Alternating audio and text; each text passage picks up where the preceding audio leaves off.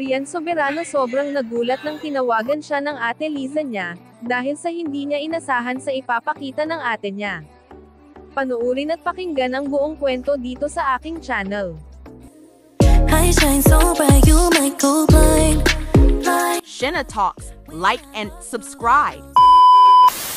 Tinawagan nga ni Liza Soberano ang bunsong kapatid na si Rian Soberano habang nasa Korea si Liza. At nag-send ito ng mga photo na kasama niya ang kaibigan na si Wonjong, at bakas sa mukha ni Rian ang tuwa nang makita ang ate niya at ang kaibigan. Habang nasa linya ng video call ang ate, tuwang-tuwa si Rian habang pinagmasdan ang ate niya at ang kaibigan sa larawan. Napahiga si Rian sa kama sa sobrang kasiyahan nang makita ang ate at kaibigan. Hindi kasi alam ni Rian na nasa linya ng video call ang kaibigan ni Liza na si Wonjong. Kaya nang pindutin ang video call, nakita niya si Wonjong na kaibigan ni Liza at kasama niya nang siya ay tumawag kay Rian.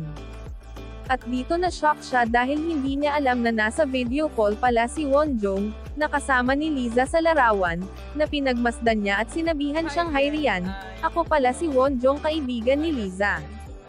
Hindi matatawaran ang tuwa ng bata, samantalang si Liza ay tawa ng tawa sa linya ng video call nila.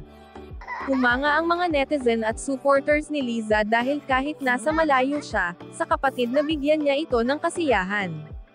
Maraming salamat sa panonood at sa suporta. We love you all. Thank you for watching.